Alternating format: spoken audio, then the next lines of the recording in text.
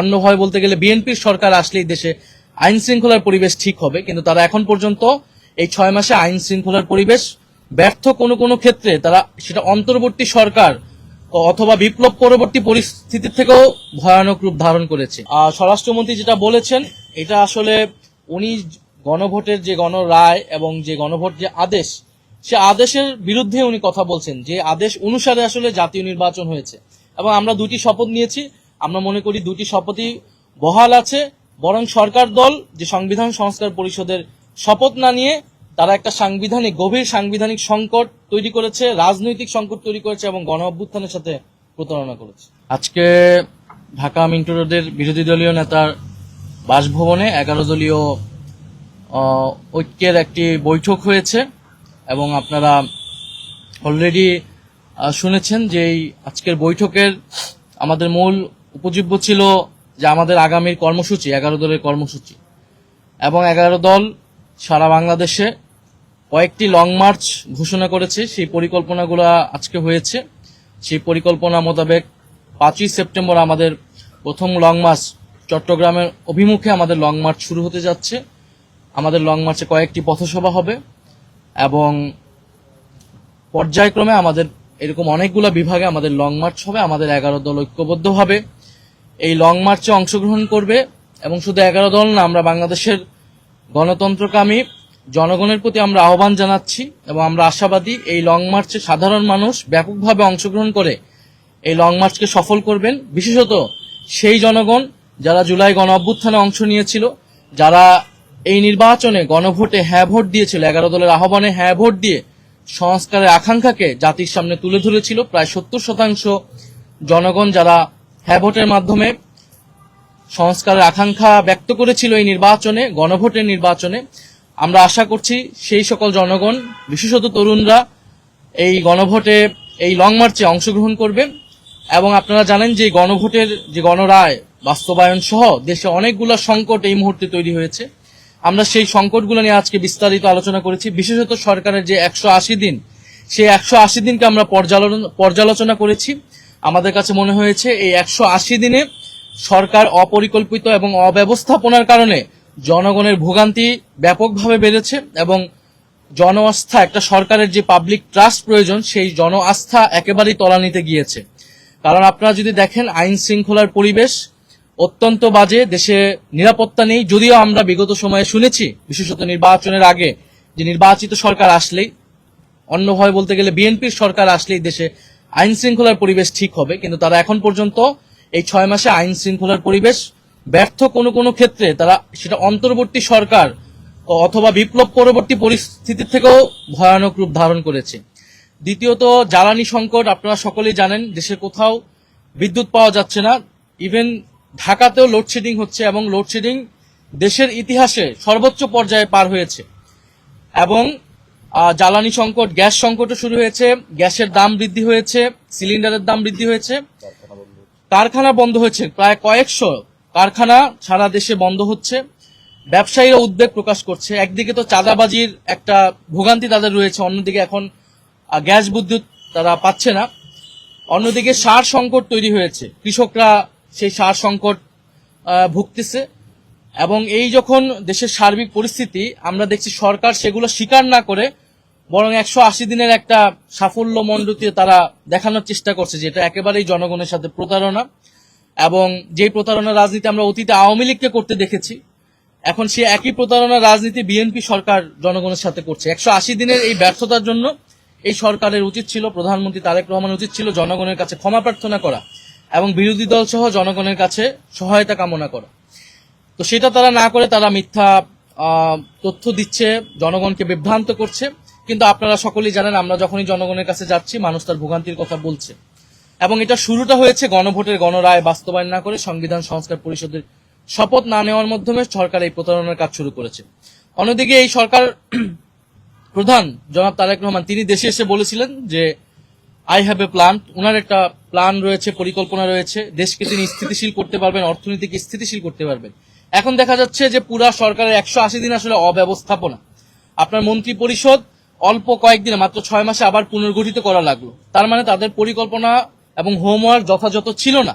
এবং এই মন্ত্রী পরিষদ কিন্তু তাদেরকে আরো পরিবর্তন করতে হবে, কারণ সকল মন্ত্রীরাই, বেশিরভাগ মন্ত্রীরাই কিন্তু ব্যর্থ হবে আসলে তাদের কার্যক্রমে। ফলে এই সরকারের কাছে কোনো পরিকল্পনা নাই দেশ কিভাবে পরিচালনা করতে হয়, এবং তারা বিরোধী দলের কাছে পরিকল্পনা চাচ্ছে। তো বিরোধী দল সরকারের আগেও ইস্তিহার ঘোষণা করেছে, বাজেটে আমরা বিকল্প বাজেট আলাদা আলাদা ভাবেও এবং একসাথে আমরা বলেছি। জ্বালানি নিয়ে যে কমিটি হয়েছিল সংসদে, সেই কমিটিতে কিন্তু বিরোধী দল তার প্রস্তাবনাটা দিয়েছিল সম্মিলিতভাবে 11 দল হিসেবে, যদিও সেই কমিটিটাকেও ব্যর্থ করা হয়েছিল। পরবর্তীতে কমিটি কোনো কার্যকর করা হয়নি এবং এই রিপোর্টটা নিয়ে কোনো ধরনের আলোচনা হয়নি।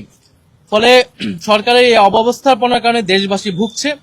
আমরা সরকারের প্রতি আহ্বান জানাবো যে গণভোটের গণরায় বাস্তবায়নের মাধ্যমে সরকারের যে কমিটমেন্ট জনগণের প্রতি, দেশের প্রতি, সেই কাজ শুরু করা উচিত এবং সকলকে নিয়ে ঐক্যবদ্ধভাবে একটা জাতীয় নীতি প্রণয়ন করা উচিত। জ্বালানি ইস্যুতে, আইন শৃঙ্খলা ইস্যুতে যদি স্বরাষ্ট্রমন্ত্রী, তিনিতেও আসলে আমরা ভেবেছিলাম হয়তো এই মন্ত্রণালয় পরিবর্তন হবে, কারণ কিন্তু অলরেডি ব্যর্থ প্রমাণিত হয়েছেন, আইন শৃঙ্খলার পরিবেশ মোটেও উন্নতি হয়নি।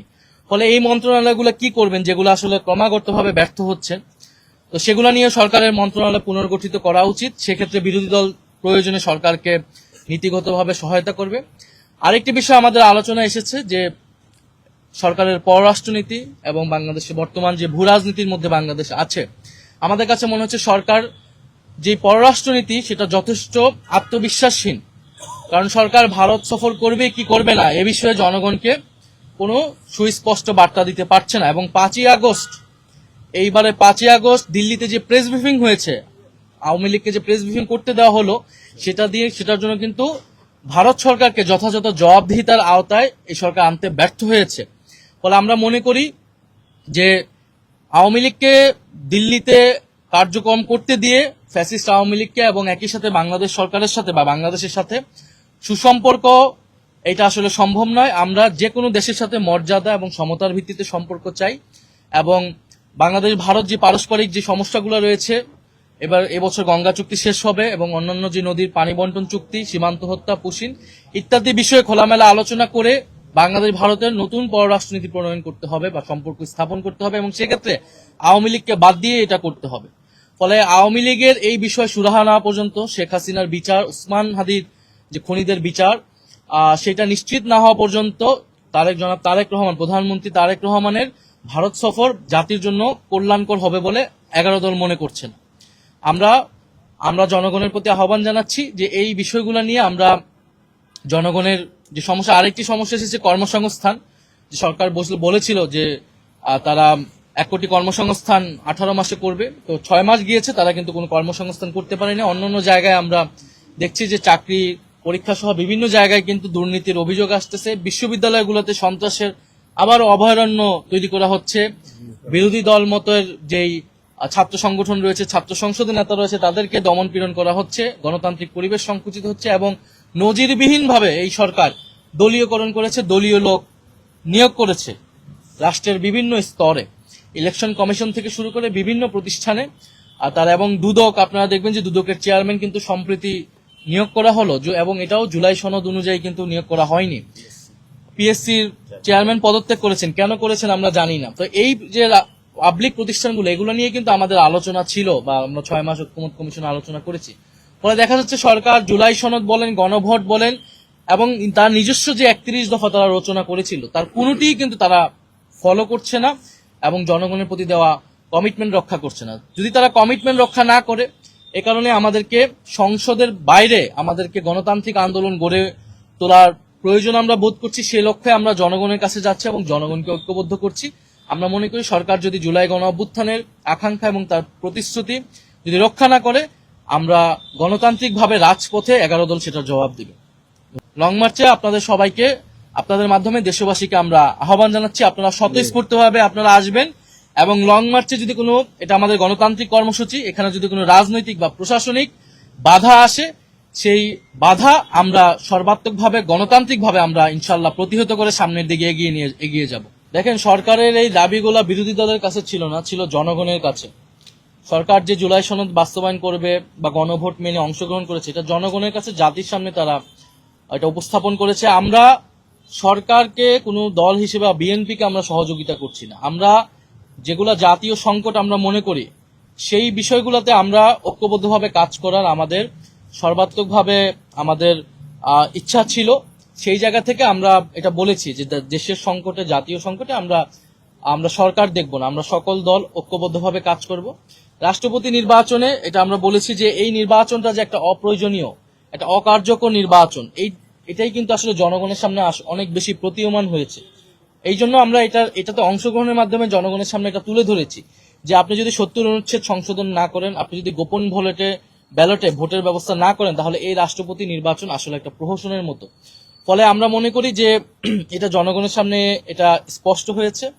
এবং স্বরাষ্ট্রমন্ত্রী যেটা বলেছেন, এটা আসলে উনি গণভোটের যে গণরায় এবং যে গণভোট যে আদেশ, সে আদেশের বিরুদ্ধে উনি কথা বলছেন, যে আদেশ অনুসারে আসলে জাতীয় নির্বাচন হয়েছে। এবং আমরা 2টি শপথ নিয়েছি, আমরা মনে করি 2টি শপথই বহাল আছে। বরং সরকার দল যে সংবিধান সংস্কার পরিষদের শপথ না নিয়ে তারা একটা গভীর সাংবিধানিক সংকট তৈরি করেছে, রাজনৈতিক সংকট তৈরি করেছে এবং গণ অভ্যুত্থানের সাথে প্রতারণা করেছে।